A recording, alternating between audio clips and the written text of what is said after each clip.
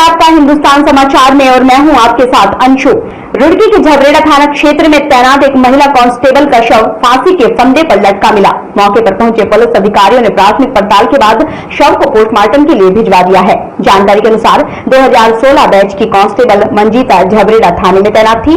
शाम 5 बजे तक उसकी ड्यूटी थी। ड्यूटी कर वो अपने कमरे में गई। किसी काम से थाने से उसे फोन मिलाया गया, लेकिन काफी देर तक जब उसने फोन नहीं उठाया तो उसकी तलाश शुरू हुई। जब एक पुलिसकर्मी ने थाना परिसर स्थित आवास में जाकर देखा तो मंजीता का शव आवास के किचन में फांसी के फंदे पर लटका हुआ था। दिखाते हैं हमारी स्पेशल रिपोर्ट। बता दें कि कांस्टेबल मंजीता झबरेड़ा थाने में तैनात थी। शाम 5 बजे तक उसकी ड्यूटी थी। ड्यूटी कर वो अपने कमरे में गई। किसी काम से थाने से उसे फोन मिलाया गया, लेकिन काफी देर तक जब उसने फोन नहीं उठाया तो उसकी तलाश शुरू हुई।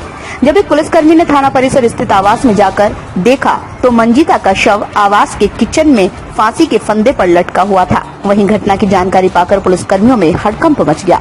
थानाध्यक्ष मौके पर पहुंचे और सूचना आला अधिकारियों को दी गई। अधिकारियों ने मौके पर पहुंचकर जानकारी जुटाई। वहीं शव का पंचनामा भरकर पोस्टमार्टम के लिए सिविल अस्पताल रुड़की भिजवा दिया। सीओ अभय कुमार का कहना है कि शव का पोस्टमार्टम कराया जाएगा, जिसकी रिपोर्ट आने के बाद ही मामले की सच्चाई उजागर हो पाएगी और बाकी मामले में गहनता से जांच की जा रही है। ये हमारी महिला पुलिसकर्मी और झबरेड़ा थाने में तैनात है। ये 2016 बैच की है। कल शाम को जब ये अपने कमरे से बाहर नहीं निकली, ऐसी स्थिति में जो वहाँ महिला सब इंस्पेक्टर और थानाध्यक्ष के द्वारा दिखाया गया, तो उस समय जब दिखाया गया तो इनके द्वारा सुसाइड का मामला प्रकाश में आया। हम इसकी जांच कर रहे हैं कि किन परिस्थितियों में इन्होंने ये करा। सर प्रथम अब पोस्टमार्टम हो गया है। पोस्टमार्टम रिपोर्ट के बाद अब क्लियर हो जाएगी। जो डॉक्टरों को द्वारा रिपोर्ट दिया जाएगा उसमें फिर क्लियर हो जाएगी क्या है। परिजन पहुंच गए सर? परिजन इनके पहुंच गए। ठीक। भगवान शिव को समर्पित सावन के महीने की शुरुआत इस बार सोमवार से ही हो रही है, यानी इस बार सावन का पहला दिन ही सोमवार है। शिव पुराण के अनुसार भगवान शिव इस माह में सोमवार का व्रत करने वाले भक्तों की सभी मनोकामनाएं पूरी करते हैं, लेकिन इस बार सावन के सोमवार पर कोविड-19 भारी है। आइए दिखाते हैं हमारी पूरी खबर। ऐसे में जनपद में आने वाले तमाम भारी कांवड़ियों के प्रवेश पर प्रतिबंध लगाया गया। बॉर्डर पर विशेष इंतजाम किए गए हैं। सिर्फ उन्हीं लोगों के लिए जनपद में प्रवेश खोला गया है जो या इमरजेंसी या उत्तराखंड प्रवासी हैं या फिर हरिद्वार गंगा में अस्थियां विसर्जन करने के लिए आ रहे हैं। ऐसे में बॉर्डर की व्यवस्थाओं का जायजा लेने पहुंची हमारी टीम ने यात्रियों और अधिकारियों से बातचीत की और व्यवस्थाओं का जायजा भी लिया। रोहतक से आए हैं, हरिद्वार जा रहे हैं और ये बता रहे कि पास कैंसिल है, पास चलेगा नहीं। मेडिकल ट्रीटमेंट के लिए जाना था आगे, लेकिन ये सुन ही नहीं रहे हैं किसी की भी। हाँ पास है, बनाया हुआ है, वैलिड है, अभी करवाया है। अभी हुए हैं 10-15 मिनट तो हो ही गए हैं। और नारसन से वापसी कर दिया गया। क्या काम था और किस लिए लौटाई? हमारे चचा है वहाँ पे, वो बीमार चल रहे हैं, उनको देखने जाना था। वो कह रहे हैं कि पास दिखाओ, पास है नहीं। तो आप वापस आ रहे हैं? वापस जा रहे हैं। किसी से बात हो? नहीं, मैं पुलिस वाले से बात हुई, उन्होंने वापसी भेज दिया। ये सुभाष चंद्र त्यागी। हाँ। कहाँ जाना था और कहाँ पे आपको वापस किया, क्या मामला था? यहाँ मेरठ से हम चले हैं। मेरठ के रहने वाले हैं, आधार कार्ड है हमारा।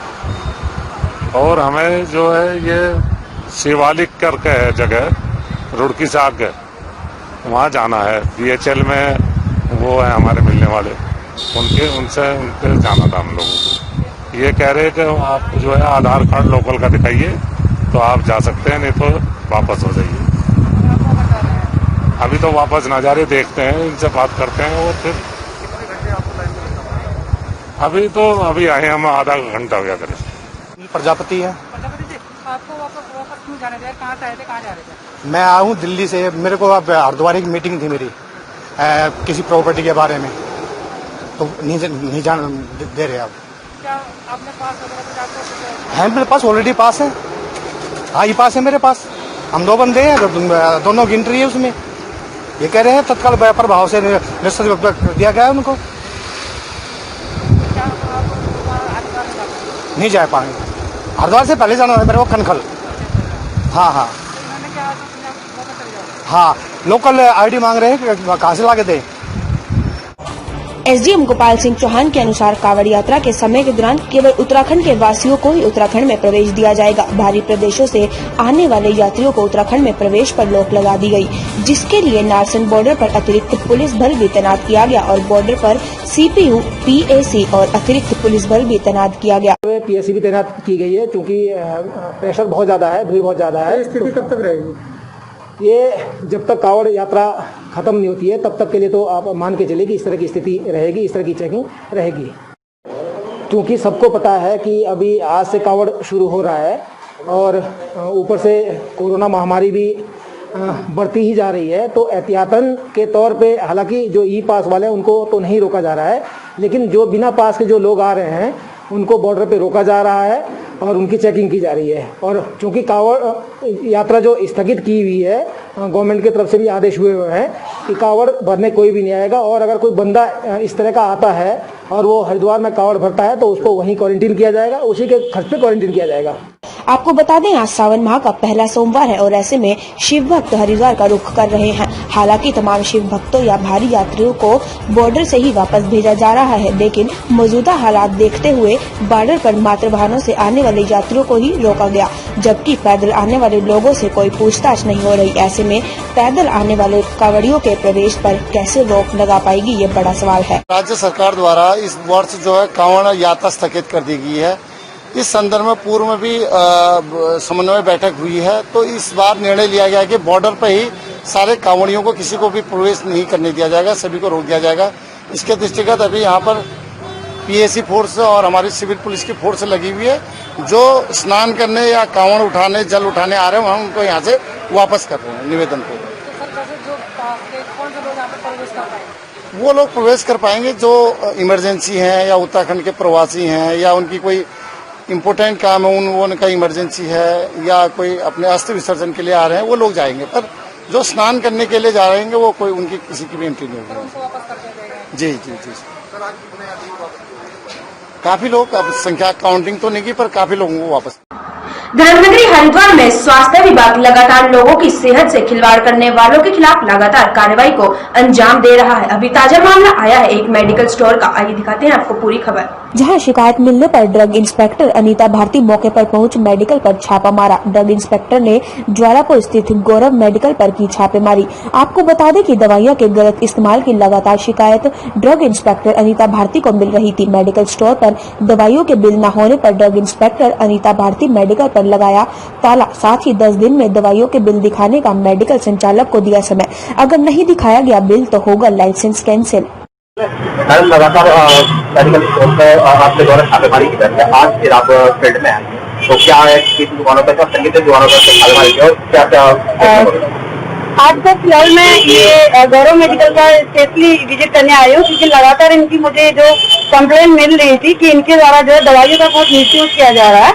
और मौके पे पहुंच के मेरे द्वारा ये देखने को भी मिला है कि इनके द्वारा जितनी भी अनारक्त दवाइयां हैं जो कि लाइक अल्ट्राजोलाम, क्लोनाजेपाम, जो लाइफ सेविंग ड्रग्स के उसमें यूज होती हैं, फिलहाल ये उनके कोई भी मुझे डॉक्टर की पर्ची प्रस्तुत करने में अभी असमर्थ हैं और उसके साथ ही बिल भी इनके द्वारा नहीं प्रस्तुत किए गए हैं।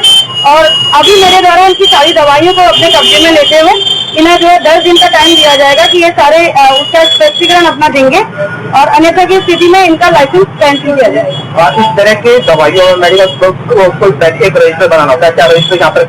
नहीं, ये मेन है। मेरे द्वारा लगातार विजिट के दौरान ये कहा जा रहा है कि अनारक्त जितनी भी दवाइयां हैं उनको डॉक्टर के पर्चे पे दें और उसके अपेक्षा उनके सारे रिकॉर्ड मेंटेन करें, रजिस्टर मेंटेन करें। बट यहाँ पर कहीं देखने को मिल रहा है कि इतना होने के बावजूद भी काफी लोग लापरवाही कर रहे हैं और इस तरह की लापरवाही जो है नुकसानदेह हो सकती है। और इनके द्वारा कार्रवाई होगी इस पे। इसके पास क्योंकि इसके पास लाइसेंस है तो बिल अगर नहीं देते हैं तो इनका लाइसेंस निरस्त कर दिया जाएगा। आपके फील्ड में आते ही कई दुकानें ऐसी है जो बंद हो जाती है, क्या कारण मानते हैं इसका? कारण यही मान सकते हैं कि उनके द्वारा कुछ गलतियां की जा रही होंगी, लापरवाहियां हैं जो लोग उस चीज को बचना चाहते हैं। बट ऐसा नहीं है। ये भी मैं पिछले राउंड जब यहाँ पर आई थी ये दुकान भी मुझे बंद मिली, इंटेंशनली बंद की गई या फिर अपने आप ही बंद थी, ये मुझे नहीं पता। बट आज मेरा स्पेशल विजिट यहीं का।